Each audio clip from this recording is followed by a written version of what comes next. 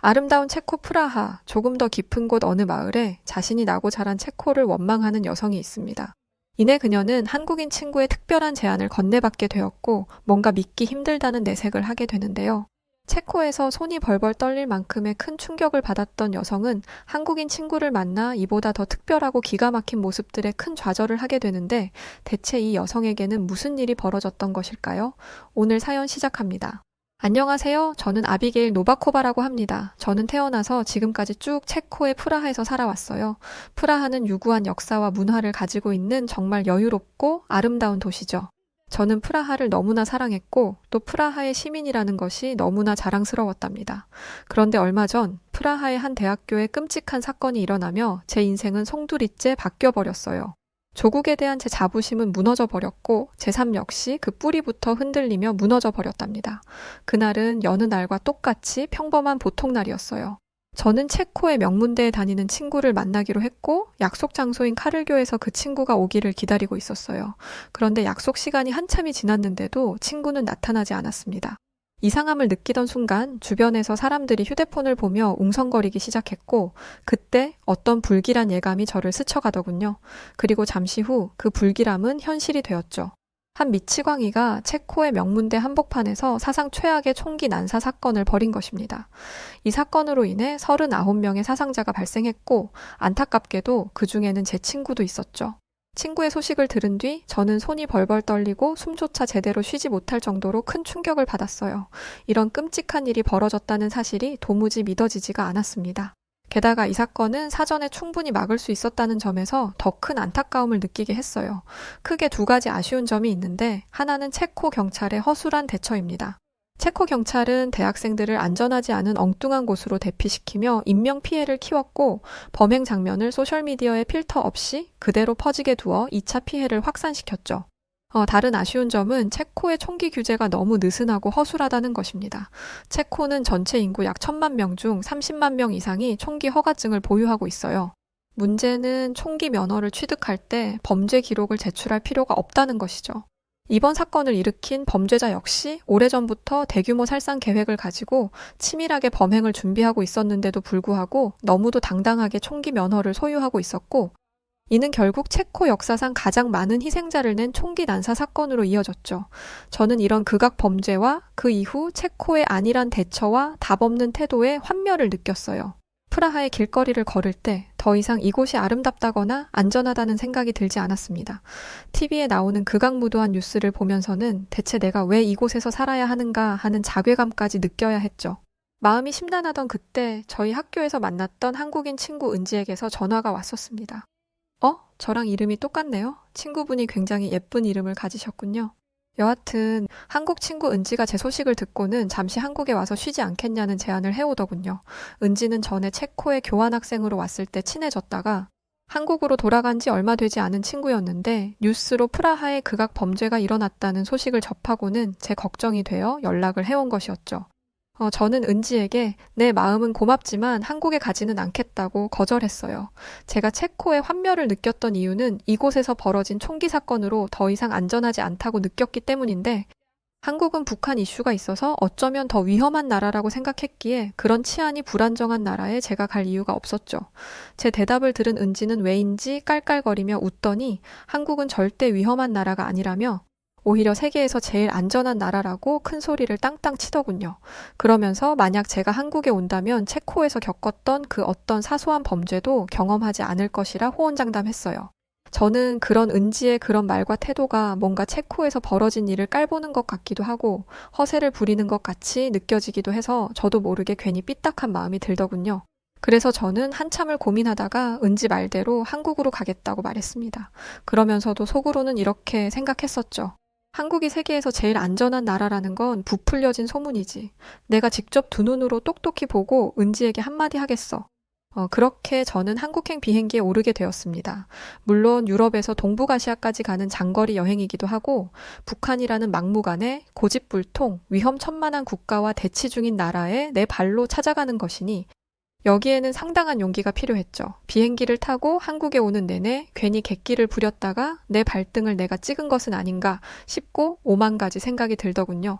게다가 가끔 제 백인 친구들이 장난처럼 공유해주는 아시아들에 대한 영상을 보면 한국은 길거리에서 노숙자들도 많았고 비교적 낙후된 모습들이 많이 보였기에 가서 괜한 고생만 하는 게 아닌지 그 부분도 걱정이 되었어요.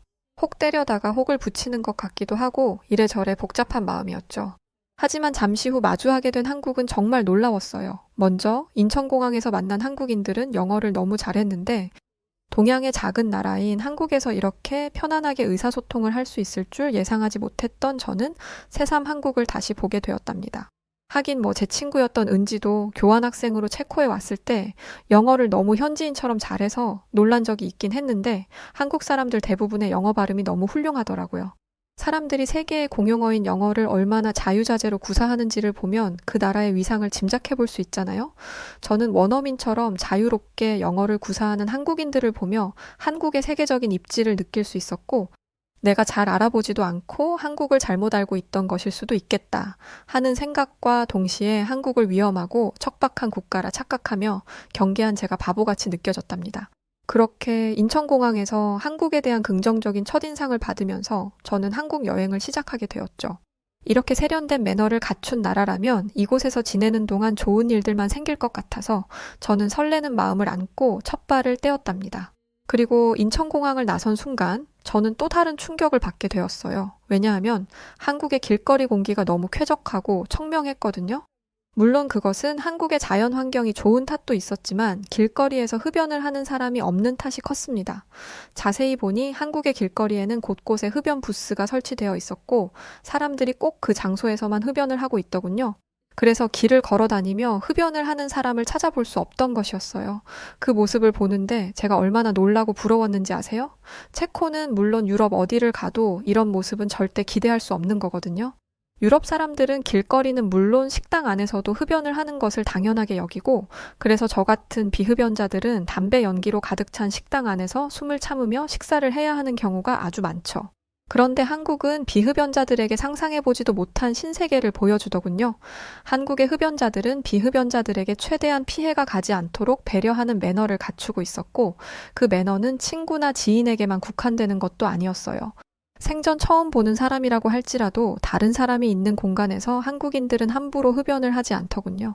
길거리를 다니며 매캐한 냄새를 맡지 않는 것은 처음이라 저는 그 자체만으로 너무 상쾌하고 행복했답니다.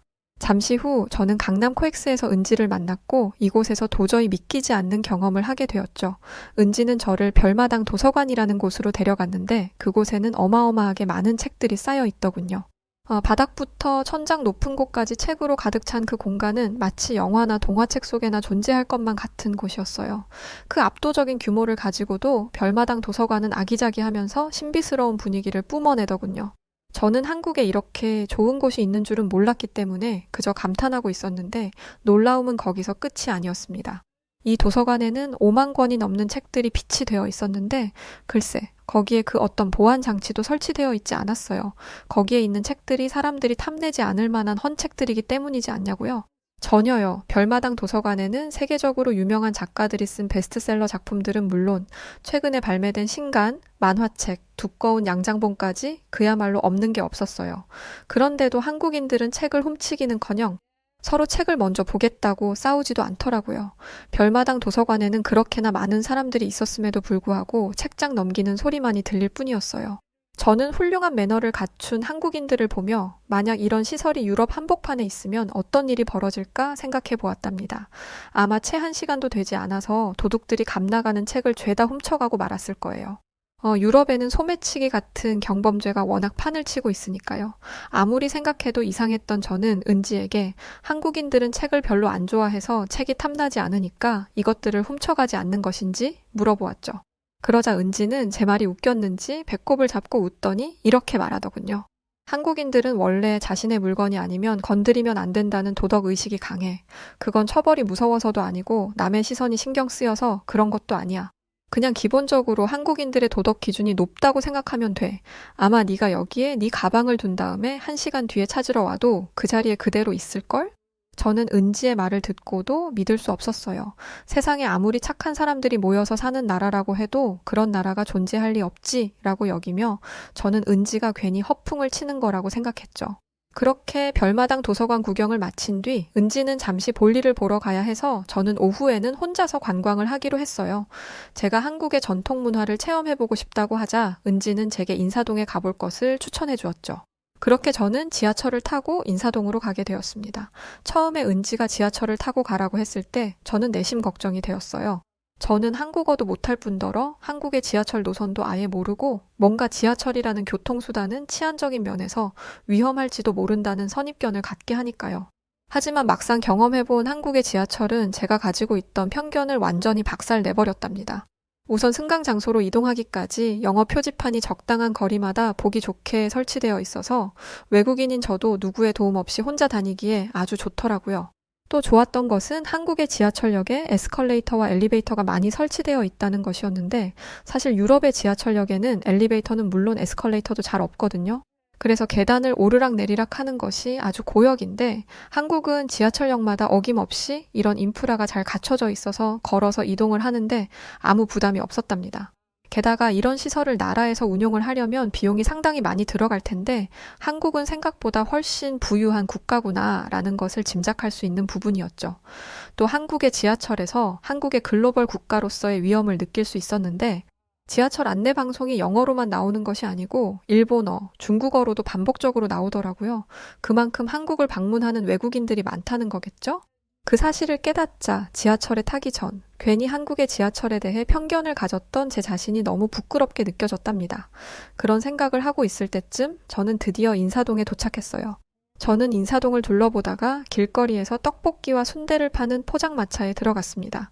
한국에 오기 전 맛있는 한국 음식에 대해 조금 알아보았는데 다들 떡볶이가 그렇게 맛있다고 추천을 하더라고요. 마침 떡볶이 포장마차가 눈에 띄었고 저는 주저없이 거기서 식사를 하기로 했죠. 하지만 이곳에서 저는 한국에 대한 엄청난 배신감을 느끼게 되었답니다. 처음에 포장마차의 자리를 잡으며 저는 큰 기대를 가지고 있었어요. 안 그래도 출출하던 차였는데 떡볶이의 매콤하고 달달한 냄새가 저를 들뜨게 만들었거든요. 저는 손짓, 발짓을 해가며 포장마차 주인 아주머니에게 떡볶이를 주문했고 다행히 아주머니는 제 주문을 알아들은 것 같았죠. 그렇게 떡볶이가 나오기를 기다리는데 웬걸, 아주머니는 제가 주문한 떡볶이는 주시지 않고 종이컵에 오뎅 국물을 담아서 제게 건네는 게 아니겠어요? 저는 두 손을 저으며 이것은 제가 주문한 음식이 아니라는 의사표시를 했죠. 하지만 주인 아주머니는 제 의사를 무시하고 그냥 마음대로 제 앞에 그 오뎅 국물이 든 종이컵을 내려놓아 버렸어요. 그 순간 저는 이 아주머니가 내가 외국인이라고 내가 주문하지 않은 오뎅 국물값까지 바가지를 씌우려고 하는구나 라는 생각이 들며 기분이 나빠졌죠. 아까까지만 해도 한국인들은 아주 정직하고 매너 좋고 친절한 사람들이라고 철석같이 믿었는데 이렇게 나를 배신하다니 너무 속상하고 기분이 언짢았어요. 제가 그러고 있거나 말거나 잠시 후 주인 아주머니는 제 앞에 떡볶이 접시를 내놓으셨고 저는 이왕 이렇게 된 거 그냥 음식을 다 먹기로 했죠. 어차피 저는 한국말을 못하니 이 불합리한 상황에 대해 제대로 따질 수도 없었으니까요. 게다가 유럽의 식당에서도 이렇게 손님한테 얼떨결에 음식을 먹게 하고는 바가지를 씌우는 수법을 자주 쓰기 때문에 사실 이것은 별로 놀랄 일도 아니었죠. 그저 믿었던 한국인에게 발등을 찍힌 게 기분이 나빴을 뿐이었습니다. 그렇게 저는 엉망인 기분으로 식사를 마쳤고 이내 충격적인 사실을 알게 되었죠. 글쎄 아까 내어준 오뎅 국물은 서비스로 공짜라는 것 아니겠나요? 깜짝 놀라서 다른 손님들을 보니까 진짜로 다들 오뎅 국물을 한 컵씩 먹고 있더라고요. 그것도 모르고 저는 주인 아주머니를 오해했던 것이었죠. 저는 당황하며 아니 왜 공짜로 이런 서비스를 주는 거냐고 물어보았어요. 그러자 주인 아주머니는 사람 좋은 미소를 지으며 고작 오뎅 국물 하나 가지고 별소리를 다 한다고 말하시면서 필요하면 더 줄 테니까 말만 하라는 이야기를 하시더군요. 저는 한국인들의 호의와 친절함에 큰 감명을 받았고 그것을 넘어 어떤 깨달음까지 얻을 수 있었죠. 유럽의 소매치기 같은 경범죄가 빈번하고 때때로 상식을 넘어서는 총기 난사 사건까지 발생하는 것은 한국과 같은 따스한 공동체 의식이 없기 때문은 아닐까 하는 것 말이죠. 한국에 와서 한국인들을 지켜보니 이들은 다른 사람들을 배려하고 존중하는 것이 몸에 배어 있고 그것은 특유의 소속감과 공동체 의식을 만들어내는 것 같더군요. 그 순간 저는 한국의 치안이 안전한 이유가 어쩌면 이런 정신적인 안정감에서 나오는 것은 아닐까 하는 생각을 해보게 되었답니다. 그러면서 한국에 대해 더 알고 싶다는 생각을 갖게 되었죠. 다음 날 저는 은지와 함께 경복궁에 가보았어요. 경복궁은 서울의 오묘한 아름다움을 만들어내는 역할을 하고 있더군요.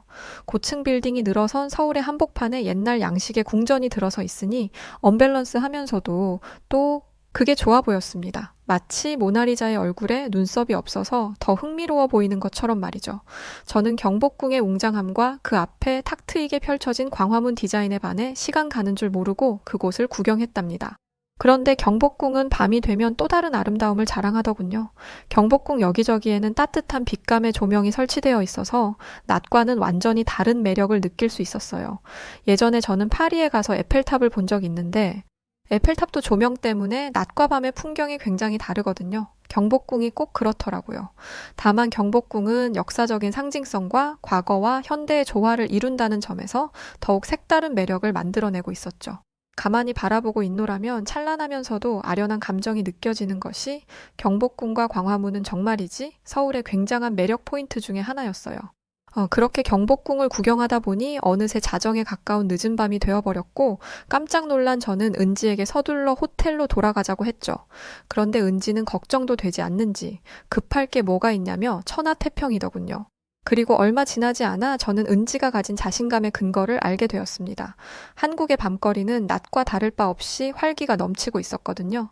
대로변은 물론이고 골목 안쪽까지 불이 환하게 들어와 있었고 사람들은 너무나 당연하다는 듯이 편안한 얼굴로 밤거리를 걷고 있었어요. 저는 너무 놀라서 눈을 깜빡이는 것을 잊어버릴 정도였죠. 체코를 비롯한 유럽에서는 해가 진 뒤 밤에 골목길을 다니는 것은 위험한 일이 된 지 오래였거든요. 아니 그냥 위험하기만 한 것이 아니라 아예 통행 금지가 될 정도죠. 그런데 한국의 밤거리에는 성인들뿐만 아니라 교복을 입은 학생들까지도 심심치 않게 보였어요. 놀라운 것은 그들이 주변을 경계하며 겁먹은 얼굴로 걷고 있는 것이 아니라 너무 자연스럽고 편안하게 심지어는 이어폰을 귀에 꽂은 채로 있었다는 것이죠. 저렇게 무방비한 상태로 밤거리를 다닌다는 것은 유럽에서는 있을 수가 없는 일인데 제가 지금 눈으로 보고 있는 것이 현실이 맞는 것인지 저는 충격을 넘어 경악을 할 지경이었어요. 저는 다급하게 은지를 붙잡고 저래도 괜찮은 것인지 위험하지는 않은 것인지 물어보았죠. 그러자 은지는 한국의 밤거리가 100% 안전하지는 않겠지만 그래도 한국의 학생들은 늦은 밤에 끝나는 학원을 다니고 한국 여자들도 밤에 편의점 가는 것을 무서워하지 않을 정도는 돼. 라고 대수롭지 않다는 얼굴로 대답하더군요. 그것은 이런 안전한 환경이 유럽에서는 사치에 가깝다는 것을 모르는 사람만이 말할 수 있는 답이었죠. 늦은 밤에 공공의 신뢰를 바탕으로 개인의 자유를 마음껏 누릴 수 있다는 것이 얼마나 대단한 것인지 한국인들은 매일매일 당연하게 누리고 있으니 잘 모르는 것 같았습니다. 하지만 밤거리를 다닐 때 매번 공포에 떨어야 했던 저는 안전한 밤거리라는 것이 비단 신체적인 위험으로부터 벗어나는 것이 아님을 잘 알고 있어요. 그것은 일상의 제약을 받지 않고 내가 원하는 모든 것을 할 수 있는 자유와 내가 어떤 일을 할 때 그 어떤 두려움도 느끼지 않는 편안함까지도 의미하는 것이죠.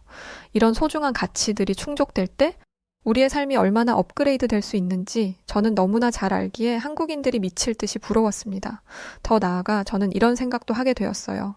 나중에 제가 체코에서 결혼을 하고 아이가 태어난다면 제 아이 역시 제약이 많은 밤거리에서 공포를 느끼며 살 수밖에 없겠죠. 반면에 이상적인 국가인 한국에서 나고 자랄 은지의 아이는 그 어떤 두려움 없이 자유롭게 낮과 밤을 누리며 안전하게 꿈을 키우며 살아가겠죠. 생각이 거기까지 미치자 저는 한국이야말로 전 세계가 롤모델로 삼고 닮아가야 하는 평화로운 선진국이라는 것을 깨닫게 되었답니다. 그런 생각을 하며 길을 걷던 저는 어느새 횡단보도에 도착했고 그 순간 한국의 뛰어난 기술력도 한국의 안전함에 크게 기여하고 있다는 것을 알게 되었어요. 횡단보도 옆 신호등에는 버튼만 누르면 바로 경찰과 연결되는 인프라가 설치되어 있었는데 이것은 단순히 경찰과 통화만 할 수 있는 것이 아니라 실시간으로 카메라 연결과 위치 전송도 가능해서 만약 길에서 범죄자를 맞닥뜨리는 위급한 순간이 발생하면 즉시 경찰의 도움을 받을 수 있게 하는 첨단 장치였습니다. 게다가 한국은 만약 시민이 이런 장치를 누르면 5분 안에 경찰이 현장에 출동할 수 있도록 선진 치안 시스템을 도입하고 있다고 하더군요. 제가 이런 대단한 인프라를 보며 감탄하고 있자 은지는 이런 설명을 덧붙여 주었습니다. 한국인은 신속함과 효율성을 매우 중요하게 여겨. 그래서 그런지 경찰들도 신속하게 출동하고 만약 사건이 발생하면 단 1분 1초라도 시간을 허투루 쓰지 않고 효율적으로 수사를 하지. 그런 요소들도 나라를 안전하게 만드는데 중요하게 작용하는 것 같아. 은지의 이야기를 들으며 저는 만약 한국의 뛰어난 기술력과 시스템이 프라하에 적용된다면 어땠을까 하는 가정을 해보았습니다. 그렇다면 프라하의 시민들은 아마 더 안전해지고 조금 더 국가로부터 보살핌을 받는다는 느낌을 받을 수 있을 텐데 하는 아쉬움과 함께 어쩌면 제 친구에게 일어났던 그 끔찍한 비극도 막을 수 있었을지 모른다는 생각이 들며 저는 눈시울이 붉어졌답니다. 제가 눈물을 흘리기 시작하자 깜짝 놀란 은지는 잠깐 어디 좀 앉아있다가 가자며 저를 근처에 있는 카페로 데리고 갔어요.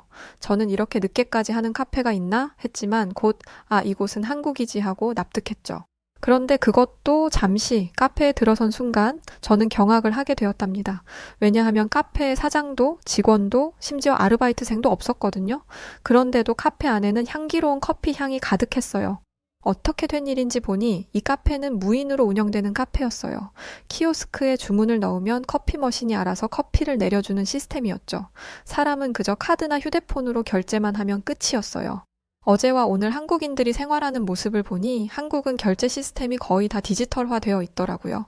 번거롭게 지갑을 들고 다닐 필요 없이 최첨단 시스템을 이용해 간편하게 결제를 하는 한국인들을 보고 있으니 아직도 동전과 지폐를 사용하는 우리 유럽인들이 뭔가 상당히 뒤떨어지는 것처럼 느껴지더군요.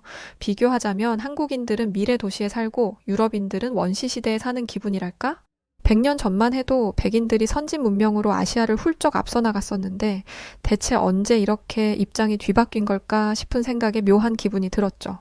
그렇게 카페를 둘러보던 중 흥미로운 점을 발견했는데 이곳이 한국인들의 양심적인 면을 적나라하게 보여준다는 것이었어요. 이곳에는 작게는 가게에 놓인 인테리어 소품이나 빨대, 설탕부터 크게는 의자나 테이블까지 손님들이 마음만 먹으면 도둑질을 할 수 있는 물건들이 상당히 많았죠. 하지만 이 카페는 주인이 상주하고 있지 않은 만큼 가게의 운영을 전적으로 손님의 양심에 맡겨야 했는데 한국인들은 별마당 도서관에서와 마찬가지로 무인 카페의 물건을 조금도 탐내지 않았답니다. 그 누구도 그들을 감시하고 있지 않았는데도 말이죠. 만약 이런 카페가 소매치기들이 득실거리는 유럽 한복판이나 한국과 가까운 나라인 중국에 세워졌다면 어떤 일이 벌어졌을까요? 장담하건대 한국인들과 같은 높은 시민의식을 기대할 수는 없을 겁니다. 사실 최근 전 세계적으로 높아지는 인건비를 고려하면 이런 무인 가게들이 들어서는 것이 소비자들 입장에서 나쁠 것은 없을 거예요. 무인으로 운영되면 24시간 운영이 가능하고 또 인건비가 없으니 그만큼 물건값도 저렴해질 수 있겠죠. 이런 장점에도 불구하고 전 세계의 무인 가게들이 들어서지 못하는 이유는 기술력의 시민의식이 부합하지 못하기 때문일 것입니다. 반면에 한국은 모범적인 시민의식이 기술력을 든든하게 뒷받침해주고 있으니 무인 가게들이 운영될 수 있는 거겠죠. 한국인들의 훌륭한 시민의식을 발판으로 한국의 기술과 그 기술로 만들어낸 차원이 우수한 선진 사회에서 빠르게 더 발전해 나갈 것이고 그 열매를 한국인들이 온전히 누리게 될 테니 너무너무 부러운 마음이 들었답니다. 알고 보니 그 기반은 한국의 뿌리에 있었더군요. 얼마 전 저는 은지에게 한국의 반만 년 동안 이어져 온 역사에 대해 들었는데 유럽이나 미국에 비해 땅의 크기도 작고 인구 수도 적은 나라가 어떻게 그렇게 대단하고 찬란한 역사를 가지고 있는 것인지 입이 다물어지지 않을 정도더군요. 그 중에서도 제일 인상적이었던 부분은 한국이 여러 심각한 위기에도 불구하고 불굴의 의지와 끈기로 그 시간들을 빠른 시간 내에 이겨냈다는 것이었어요. 특히 한국은 근대 시기에 몇십 년 동안이나 일본에게 나라를 완전히 빼앗겼었고 그 뒤에 바로 이어진 한국 전쟁으로 국가가 초토화되었다고 하죠. 그때 당시 전 세계인들은 폐허가 되어버린 한국을 보며 한국이 다시는 재기하지 못할 거라고 입을 모아 이야기했다고 합니다. 하지만 한국인들은 보란듯이 꺾인 날개를 펼치고 저 하늘 높은 곳까지 날아올랐고 현재 모든 이들이 우러러보는 위치에 올라섰죠. 심지어 한국은 타국에 비해 불리하고 열악한 조건과 환경을 가지고 있었는데도 말이에요. 무슨 영화 속 영웅의 이야기에서나 나올 법한 한국의 역사를 들으며 저는 온몸에 소름이 다 돋아날 정도였어요. 사실 저는 체코의 교환학생을 온 은지를 만나기 전까지 한국이라는 나라에 대해 잘 몰랐어요. 그저 아시아에 있는 나라들 중에서는 잘 나가고 유럽보다는 못 사는 나라, 딱 그 정도로만 알고 있었죠. 그런데 알고 보니 수많은 역경과 고난을 그것도 단기간에 뚫어내고 나라를 반석 위에 올렸을 뿐만 아니라 경제와 기술의 발전까지도 이루어냈다니 이 나라는 정말이지 경이로움 그 자체였습니다. 이게 노력만으로 되는 일인가요? 아니요. 이렇게 엄청나게 빠른 속도로 세계적인 위치에 올라섰다는 것은 노력은 기본이고 거기에 더해 천재성까지 있었다는 것이죠. 다시 말해 한국인들의 DNA에는 이미 일반적인 범주를 벗어난 우수하고 뛰어난 어떤 성질이 각인되어 있었다는 것이고, 그것을 원동력으로 삼은 한국인들은 그 어떤 시련에도 굴하지 않고 지금의 위대한 대한민국을 만들어낸 것이죠. 사실 현재 전 세계에는 한국보다 좋은 조건, 한국보다 우월한 환경을 가진 나라들이 많이 있습니다. 그런데도 한국과 같은 성취를, 한국과 같은 빠른 속도로 이루어낸 나라는 그 어디에도 없죠. 이 사실만 놓고 봐도 한국인들이 얼마나 대단한지를 알 수 있는 것 같습니다. 사실 한국에 와서 한국에 대해 자세히 알게 되기 전까지만 해도 저는 제가 체코 출신이라는 것이 무척 자랑스러웠어요. 부모님이 물려주신 새하얀 피부와 아름다운 금발, 커다란 체코의 영토까지 저는 살면서 제가 한국을 부러워하게 될 거라고는 생각해 본 적도 없었어요. 그런데 이렇게 한국에 와서 보니 제가 얼마나 작은 세상 속에 갇혀 살고 있었는지, 세상이 얼마나 넓고 커다란지 비로소 알게 되었네요. 그래서 저는 이제 한국이라는 진정한 선진국을 목표로 삼고 새 출발을 하기로 했어요. 체코에서 겪었던 끔찍한 트라우마를 떨쳐내고 위대한 나라, 한국에서 안전하고 평화로운 삶을 살아갈 거랍니다. 그래서 저는 이제 한국이라는 진정한 선진국을 목표로 삼고 새 출발을 하기로 했어요. 사고를 당한 친구를 위해서라도 최선을 다해 살아갈 것입니다. 저의 한국인 친구 은지와는 종종 영상통화하면서 안부 전하며 지내고 있는데요. 최근 은지가 자신이 하고 있는 일이 마무리되는 대로 저를 보기 위해서 다시 체코로 여행을 온다는 이야기를 들었어요. 은지가 오면 한국처럼 멋들어진 최첨단화된 건물 양식이나 기술을 보여줄 수는 없겠지만, 그럼에도 누구보다 즐거운 시간을 보내고 갈 수 있도록 저 역시 은지가 보여준 것처럼 잘 안내해 볼 생각입니다. 그리고 참 요즘 한국어도 공부하고 있는데 쉽지 않아요. 많이 어렵습니다. 그래도 잘 한번 해볼게요. 한국에서 좋은 경험 할 수 있게 해주셔서 고맙습니다. 네, 오늘 사연은 여기까지입니다. 저도 그 뉴스를 본 것 같아요. 체코에서 발생했던 총기 난사 사건. 근데 친구분이 피해자시라니 정말 마음이 힘드셨겠습니다. 늦었지만 삼가 고인의 명복을 빕니다. 그리고 아주 예쁜 이름을 가진 한국 친구분을 두셨네요. 은지라니까 말이죠. 사연 보내주신 아비게일 노바코바씨 고맙습니다. 오늘 사연 어떻게 들으셨나요? 오늘 사연이 재미있으셨다면 구독, 좋아요, 알림 설정 부탁드립니다. 그리고 지금까지 저는 사연을 읽어드리는 여우튜브 송은지였고요. 그럼 더 재밌고 유쾌한 사연으로 다시 인사드릴게요. 영상 끝까지 시청해주신 모든 분들 고맙습니다. 그리고 우리 구독자분들 감사합니다. 사랑합니다. 당신만의 여우